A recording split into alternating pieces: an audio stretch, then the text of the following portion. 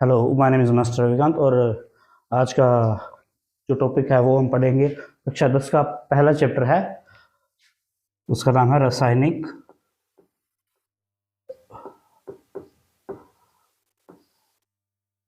रासायनिक अभिक्रियाएं।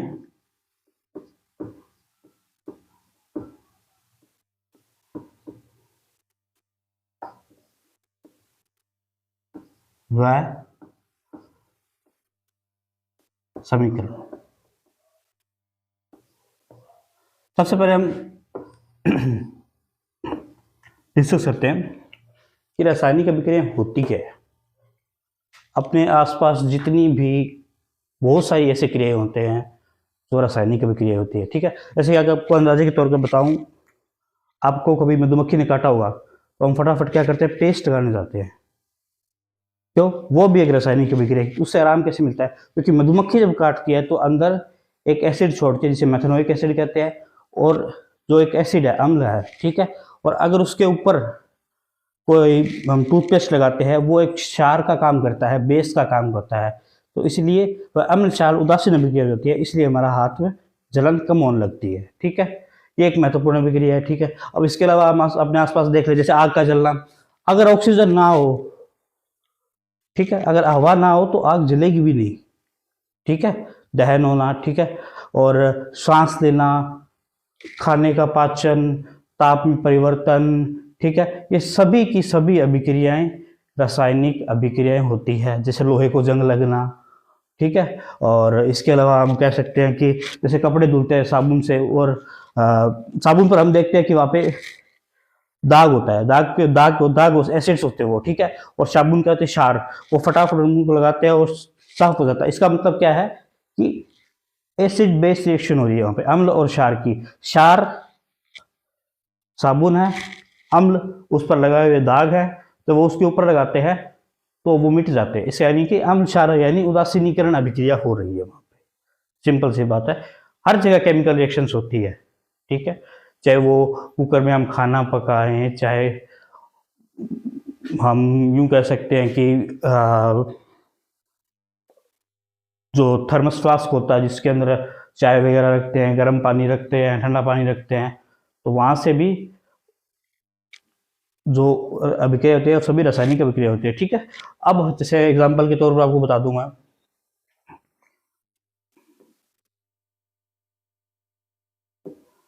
Zinc plus FeSO4 के साथ अगर या तो ये जिंक सल्फेट बनता है,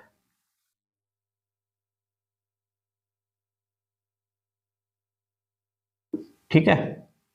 और इसके अलावा जो एक और अभिक्रिया आपकी इंपॉर्टेंट है वो बताए तो आपको Mg+O2 to MgO।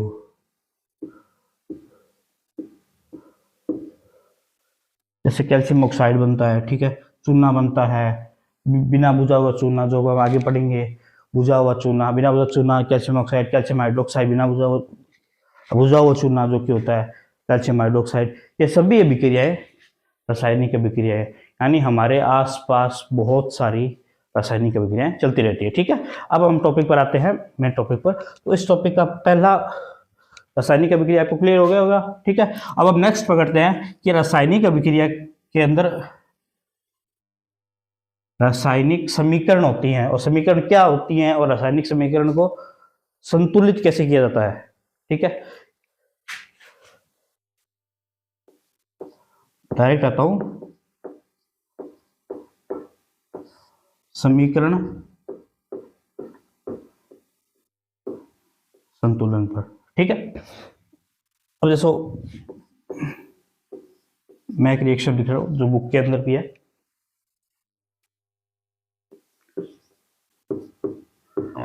FeH2O, Fe को H2O के साथ ऐड किया जाता है,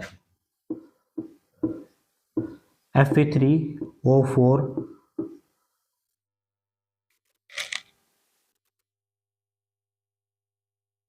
एंड H2, ठीक है। अब ये रिएक्शन है, और जैसे मैंने पहले बताई Mg+O2 to MgO, zinc sulphate की जो रिएक्शन थी, सेलेनोसो4 बनना, ये सब रासायनिक समीकरण कहलाती है। अब हम बात करते हैं रासायनिक समीकरण संतुलन की। देखो यहाँ पे Fe यानी आयरन या फेरस कह दो, यहाँ पे 1 है, यहाँ पे 3 है, ठीक है। यहाँ पे H2 चलो 2 है, यहाँ पे भी 2 है, ठीक है, मान लिया। H2 कितने हैं? 2, और यहाँ पे भी 2। पर अब हम देखें ऑक्सीजन यहाँ पे कितना है? 1, और यहाँ पे कितने हैं? 4। तो कोई अनुपात ही नहीं बैठ रहा ना, मतलब कि यहाँ पे अगर Fe 1 है तो यहाँ पे 1 होना चाहिए, यहाँ पे 3 है तो यहाँ पे भी 3 होनी चाहिए, ठीक है। तो अब हम ये सीखेंगे कि रासायनिक समीकरण को बैलेंस करना बहुत जरूरी होता है, इसके बिना ये पूर्ण नहीं होती, ठीक है। तो नेक्स्ट स्टेप है रासायनिक अभिक्रिया का संतुलन।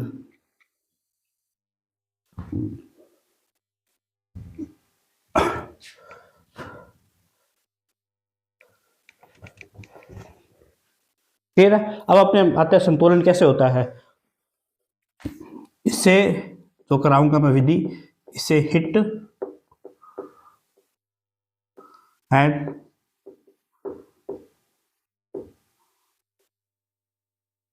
ट्रायल मेथड कहते हैं, हिट एंड ट्रायल मेथड, ठीक है। अब मैं वही इक्वेशन वापस लिखता हूं,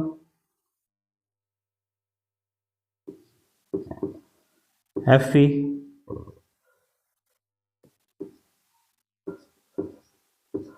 प्लस H2O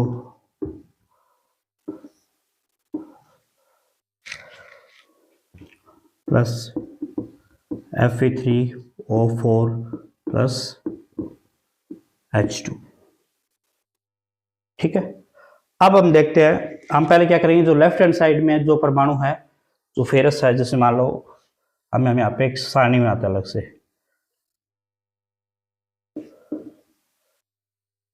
इधर होते हैं, इनको कहते हैं अभिकारक और इनको कहते हैं उत्पाद, ठीक है। तो मैं सीधा लिखता हूं आर मतलब रिएक्टेंट, अभिकारक इंग्लिश में अभिकारक को रिएक्टेंट कहते हैं और इसको कहते हैं प्रोडक्ट, ठीक है। ये कितना बना?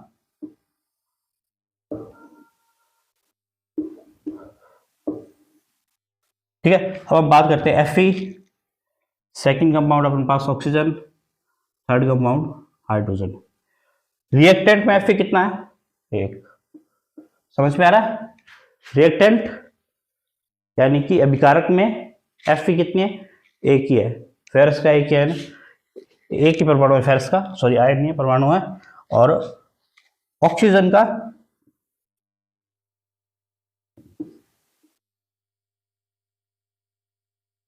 कितने हैं यहाँ पे? 1। और हाइड्रोजन यहाँ पे कितने हैं? ऑक्सीजन का 1 परमाणु, हाइड्रोजन यहाँ पे 2, ठीक है। अब हम यहाँ पे आते हैं प्रोडक्ट में, देखना ध्यान से, Fe के 3 परमाणु हैं, ऑक्सीजन के 4, और इसके अलावा हाइड्रोजन के 2, ठीक है। अब हम सबसे पहला काम क्या करेंगे, समीकरण संतुलित, हमने ये लिख लिया कि इतने इस साइड ये मेथड होता है हिट एंड ट्रायल मेथड। सबसे पहले रिएक्टेंट यानी अभिकारक एक साइड लिख लेंगे कि कितने कितने किस परमाणु के कितने किस अभिकारक के कितने परमाणु मौजूद है, जैसे Fe का 1 है, ऑक्सीजन का 1 है, हाइड्रोजन के 2 है। और प्रोडक्ट साइड कितने हैं? 5। फेरस के 2, आयरन के 2, आयरन के 3 है, ऑक्सीजन के 4 है और हाइड्रोजन के 2 है, ठीक है। अब नेक्स्ट स्टेप जो आता है उसके अंदर हम क्या करेंगे, हिट एंड ट्रायल मेथड है। तो फर्स्ट स्टेप है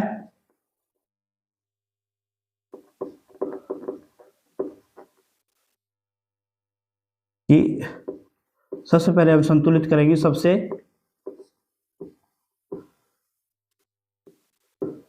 ज्यादा परमाणु वाला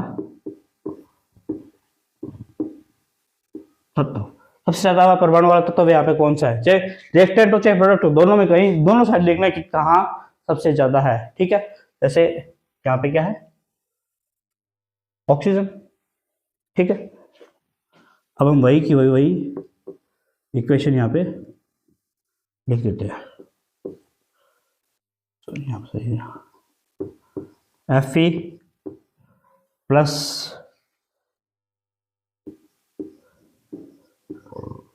H2O, Fe3O4 प्लस H2, ठीक है, Fe3O4 प्लस यहाँ पे क्या है H2, ठीक है।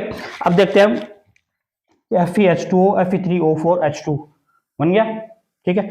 अब फेरस के कितने परमाणु है, 4, सॉरी फेरस जो आयरन है उसके कितने, 3, प्रोडक्ट से 3 है, तो यहाँ पे क्या लगा देंगे 3, हो गया, 3 इधर है 3 इधर है। अब बाकी बचा ऑक्सीजन और हाइड्रोजन, ठीक है।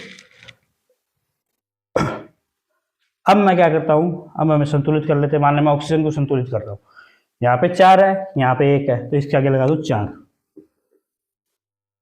4 ऑक्सीजन।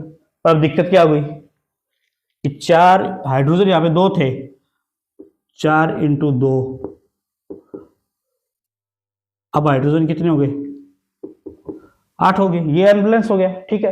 तो कोई दिक्कत वाली बात नहीं है कि भाई यहाँ पे हाइड्रोजन कितने थे, 4 × 2 8 हो गए, पहले कितने थे 2 थे, अब यहाँ पे 2 है, अब ये बैलेंस हो गया। अब इसको बैलेंस करने के लिए क्या करना है, यहाँ पे हम क्या करेंगे 4 लगा देंगे, ठीक है।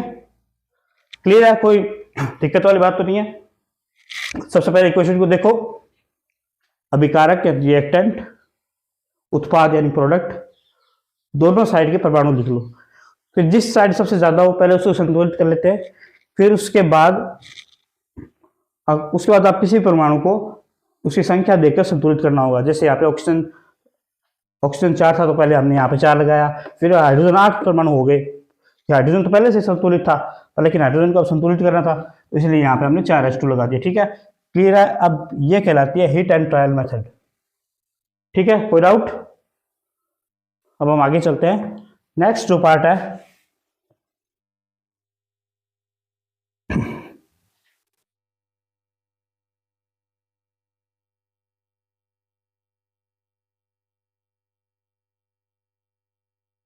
मैं एक बार थोड़ा सा आपको पढ़ाऊंगा नहीं, अभी 1 मिनट थोड़ी सी बात बता रहा हूँ आपको कि हम आगे पढ़ेंगे, जैसे संयोजन अभिक्रिया, वियोजन अभिक्रिया, प्रतिस्थापन अभिक्रिया, हालांकि हम इस सब में उनका एग्जाम्पल देख चुके हैं, ठीक है। तो नेक्स्ट वीडियो में आज का इतना ही, नेक्स्ट वीडियो में मैं आपको कराऊंगा कि संयोजन अभिक्रिया क्या होती है, वियोजन अभिक्रिया क्या होती है, ठीक है। इन सब के बारे में हम स्टडी करेंगे, ठीक है। Thank you so much and please like share and subscribe my channel. Thank you so much.